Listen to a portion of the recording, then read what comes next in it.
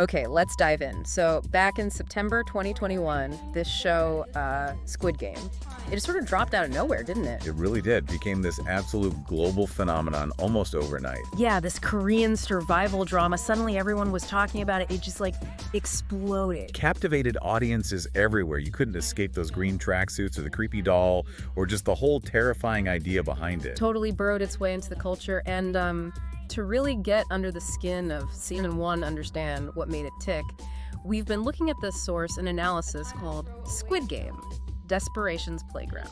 Right, and it's pretty sharp analysis. You know, it breaks down the story, the characters, the reception, and maybe most importantly, those themes that hit so hard. The themes that just stuck with people, yeah. Still feel relevant even now. Definitely.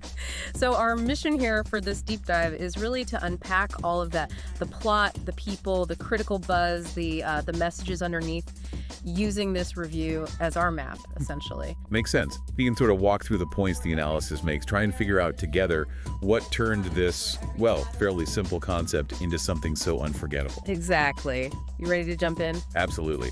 So the analysis, it starts right where you'd expect, setting the stage with the main character, Gi-hun. Gi-hun, right. And he's presented as someone really struggling, you know, divorced, drowning in gambling debt. Yeah, trying to look after his sick mother, his young daughter, just kind of trapped by his circumstances. So you immediately get this sense of desperation from him. And then, as the review lays out, comes the inciting incident. This mysterious guy makes him an offer. An offer that sounds, well, almost too good to be true, right? A chance to play some simple kids' games. For an insane amount of money, what was it, 45.6 billion? Which is roughly, yeah, about 38 million US dollars. It's pitched as this golden ticket out of all his problems. And this is the core of it. The review really highlights that chilling twist. These games, they're not innocent at all. Not even close. Losing isn't just losing. It means a very brutal death. Yeah. And the setup itself is so stark, isn't it? The review describes it well. 456 players. All shoved into identical green tracksuits, locked away in this weird, isolated facility. Their names gone, just numbers. It immediately sets up that dehumanization theme the review talks about. Exactly. Stripped of identity right from the start. And the games themselves, the review points to the specific ones like red light, green light, tug of war, marbles. Taking those familiar, almost nostalgic childhood games and just twisting them into these deadly survival tests. That contrast is part of the show's, I guess, disturbing genius, as the analysis puts it. For sure. Yeah. And as the body count just keeps climbing, game after game, the review notes something important. The real drama starts shifting. Shifts from just the spectacle of death. Yeah, it shifts more to the interactions between the players. You know, alliances forming, breaking, often out of sheer necessity. But constantly tested under that insane pressure. Right. They shatter pretty easily. And it's in that pressure cooker that Gi-hun connects with other key people. The review introduces us to them, Cho Sang-woo. Ah, Sang-woo. The brilliant one from his hometown, but facing his own ruin, right? Made some bad choices. Yeah. Then there's Kang Sa-byok. The North Korean defector, very driven, has this really clear personal reason for being there, trying to get her family back together. Ali Abdul, the migrant worker. So trusting, and then... Tragically betrayed, yeah. That one's tough. And Ji-young, the quiet girl with that really sad backstory. And of course, player 001. Oh, Il-nam. The old man. Seems so frail at first, but develops this really significant, complicated bond with Gi-hun. The review really stresses how crucial all these relationships become to the story's impact. And this review, it makes a really powerful point about the emotional weight of the whole thing, how it just becomes almost unbearable at times. It specifically calls out episode 6. Ah, Ganbu. Yeah. That episode is just devastating. It's where the show really forces friends against friends. Turns trust into a liability, as the review says, which is just brutal. It's a masterclass in emotional horror, really. Forget the jump scares. That is terrifying. And I think the review really nails it here. The true horror isn't just the splattery violence. It's how that extreme desperation fundamentally rewires people. Pushes them to do things they'd never imagined otherwise, all just to survive. The review highlights the Sai-byok and Ji-young friendship in that episode, doesn't it? How that resonated. Yeah, it really did. Shows how, even in that awful situation, these deep connections could form, which makes what happens next even more heartbreaking. Audiences really latched onto that. So the story barrels towards its end. The review describes the outcome. Gi-hun wins. He's the last one standing. Gets all that money. Be 45.6 billion. Yeah. But like the review points out, it's a hollow victory, isn't it? Completely. He's lost everyone he connected with in there. His trust in humanity is just shattered. And the money feels tainted. Like blood money, the review calls it. It doesn't bring him any peace. And then comes that massive twist. The review unpacks the reveal that the games weren't random. No, they were orchestrated, put on purely for the twisted entertainment of the super rich, the VIPs. And the absolute gut punch for Gi-hun, which the analysis highlights, is finding out player 001 The old man he thought was his friend, his Ji-gun-bu. was actually one of the masterminds behind it all. The ultimate betrayal. Just completes his disillusionment. Yeah, it reframes everything he went through. So, beyond the plot twist, the review really digs into the themes and symbols. This is where the show gets its depth, right? Absolutely. This is what makes it more than just a survival game show.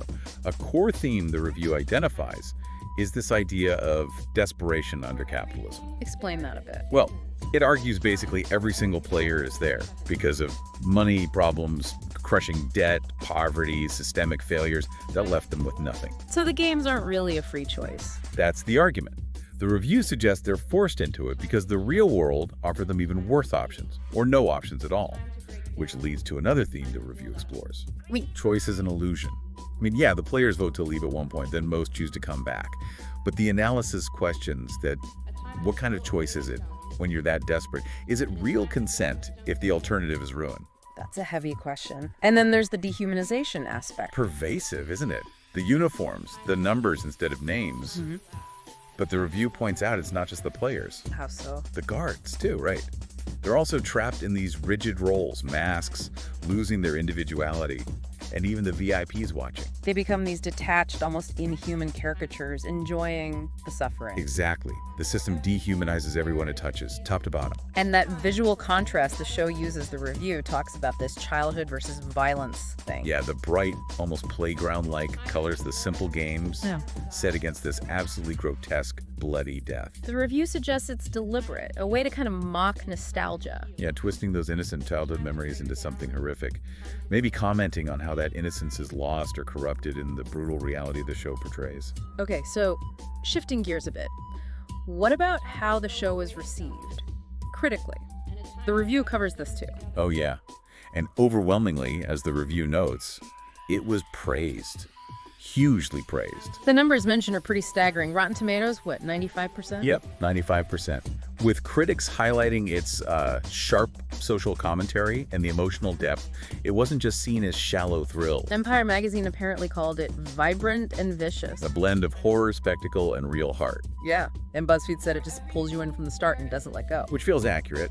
And the review geek praised the visuals. The striking use of color and camera work, which, is undeniable. The look of the show is iconic. In audiences, the review mentions reactions on Reddit, IMDb. Very focused on character development, it seems. Gi-hun's whole arc, his journey, and especially that bond between Bayak and Ji-young, people really connected with them. They were the heart amidst the horror for many. But it wasn't universal praise, right? The review is balanced. It includes criticisms, right, and that's important. Some outlets, like Forbes, apparently felt the pacing flagged a bit in the later episodes. Got a bit slower after the intensity of the games. Okay. And the VIPs. That was a common point of critique mentioned in the review, that the wealthy masked spectators felt a bit cartoonish, maybe too over the top compared to the grounded struggle of the players. Yeah, I can see that.